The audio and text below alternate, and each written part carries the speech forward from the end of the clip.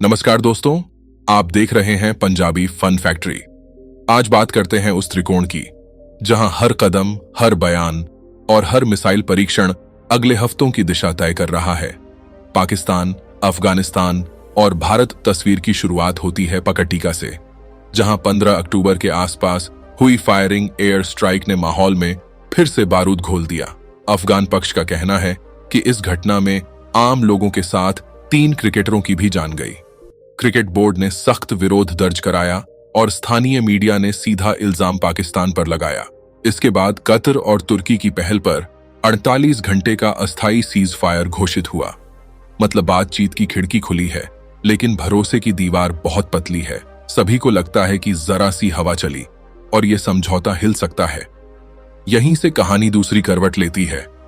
पाकिस्तान के army chief general Asim Munir का बयान। उन्होंने कहा कि अगर भारत की तरफ से कोई भी उकसाने वाला कदम उठता है तो जवाब निर्णायक होगा। इशारों इशारों में परमाणु क्षमता की बात भी रखी गई। यह बयान सिर्फ पड़ोसी को संदेश भर नहीं था, इसे पाकिस्तान के भीतर की बेचैनी के आईने में भी पढ़ना चाहिए। महंगाई, IMF की शर्तें, ऊर्जा की कमी और सबसे मुश्किल, अंदर से उठते हमले, TTP और तालिबान जैसे गैर राज्य समूह जिन्हें कभी रणनीतिक संपत्ति समझा गया, अब सुरक्षा एजेंसियों के लिए सबसे बड़ी चुनौती बन चुके हैं। इस कारण सत्ता तंत्र पर दबाव है और ऐसे समय में बाहरी खतरे की आवाज ऊंची करके घरेलू नाराजगी को मोड़ने की कोशिश भी दिखाई देती है। भारत की तरफ तस्वीर अलग है, लहजा संयमित लेकिन संदेश साफ।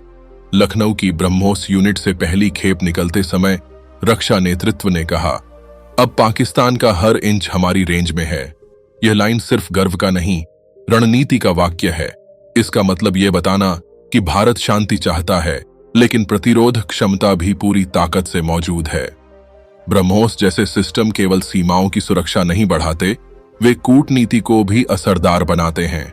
क्योंकि जब सामने वाले को पता हो कि आपके पास तेज, सटीक और विश्वसनीय जवाब देने की ताकत है, तो मेज पर बैठकर बात करने की जिद भी बढ़ती है। ऊपर से भारत अब इन प्रणालियों के निर्यात पर भी ध्यान दे रहा है, तो आने वाले सालों में क्षेत्रीय शक्ति संतुलन की बिसात नए ढंग से सजेगी। कल तक जो देश सिर्फ इंपोर्टर थे, वे अब सप्लाई चेन और टेक्नोलॉजी इकोसिस्टम का हिस्सा बनेंगे। सीमा पर ग्राउंड रियलिटी भी समझिए। अफगान पाक सीमा, ड्यूरेंट लाइन, सिर्फ नक्शे की रेखा नहीं, रोजमर्रा की जिंदगी की नस है। व्यापार, टॉरखम, चमन जैसे क्रॉसिंग, ईंधन सप्लाई, रोजगार, परिवारों की आवाजाही, इन पर छोटा सा अवरोध भी बाजार, दवाओं और रोजमर्रा की जरूरतों पर सीधा असर डाल देता है। जब फायरिंग होती है, चौकियां बंद होती हैं, तो सिर्फ गोलियां नहीं चलती, अर्थव्यवस्था भी चोट खाती है। इसी खालीपन में गैर राज्य समूहों को जगह मिलती है, कभी तस्करी के रास्ते, कभी वैचारिक भर्ती के जरिए और कभी सोशल मीडिया की अफवाहों से माहौल बिगाड़कर।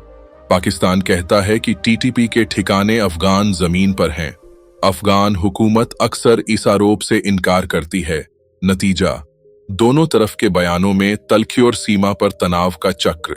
अब अगर कल क्या हो सकता है समझना है, तो इसे सीधी भाषा में यूं पकड़ दिए। अभी सबसे संभावित रास्ता वही है जहां बयानबाजी जारी रहती है, सीमित झड़पें होती हैं और बीच बीच में कोई तीसरा देश जैसे कतर या तुर्की आकर आग पर पानी डाल देता है। दूसरा, अगर किसी एक बड़ी घटना, गलत अनुमान, किसी पोस्ट पर बड़ा हमला या किसी मिसाइल ड्रोन की चूक ने माचिस दिखा दी, तो सीमित युद्ध जैसी स्थिति बन सकती है, जिसमें साइबर हमले, संचार नेटवर्क और सप्लाई लाइंस भी निशाने पर आ जाते हैं। तीसरा और सबसे खतरनाक, एक लंबा संघर्ष जहां बड़ी शक्तियां परोक्ष तरीके से जुड़ें, पाबंदियां लगें और क्षेत्र की अर्थव्यवस्था महीनों तक हांफती रहे। अभी संकेत वहां तक नहीं पहुंचते, लेकिन मिसाइल तैयारियां, कट्टर बयान और अंदरूनी हिंसा जैसे कारक रिस्क का तापमान बढ़ा रहे हैं। भारत के नजरिए से 2 बातों को पकड़ना जरूरी है। पहली, चौकन्ना रहना और अपनी तकनी की बढ़त को बनाए रखना, क्योंकि आज की जंग सिर्फ जमीन पर नहीं, data link, satellite, electronic warfare और सटीक मारक हथियारों में भी लड़ी जाती है। और दूसरी, कूटनीतिक रास्ता खुला रखना, क्योंकि सीमा पर स्थिरता बिना बातचीत के टिकती नहीं। पाकिस्तान के लिए सबसे कठिन गृह कार्य अपने भीतर है। आर्थिक सुधार, ऊर्जा सुरक्षा और सबसे अहम, ऐसे संगठनों पर काबू जो राज्य की रिट को चुनौती देते हैं। जब तक यह काम अधूरा है, तब तक बाहरी मोर्चे पर भी बेचैनी बनी रहेगी।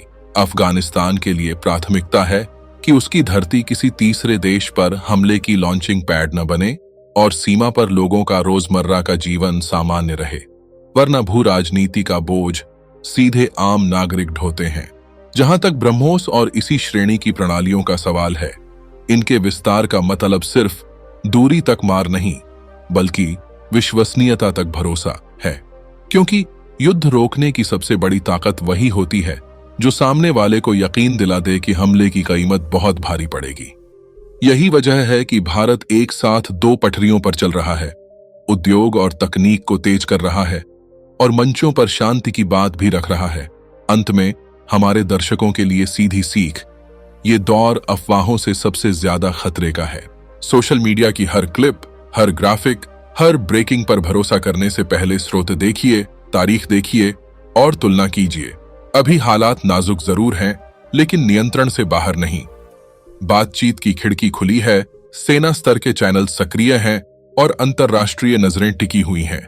अगर आने वाले 4 से 6 हफ्तों में सीमा पर बड़ी उकसाहट न हुई, तो तनाव धीरे धीरे नीचे आ सकता है। उल्टा कोई भी बड़ी चिंगारी सीमित संघर्ष का खतरा बढ़ा देगी। हम यहीं रहेंगे, हर अपडेट को साफ, सरल और बिना सनसनी के आपके तक पहुंचाते रहेंगे, क्योंकि इस पूरे खेल की असली जीत वही है जो लोगों की जान बचाए, बाजारों को खुला रखे और बच्चों को स्कूल तक सुरक्षित पहुंचाए। जय हिंद।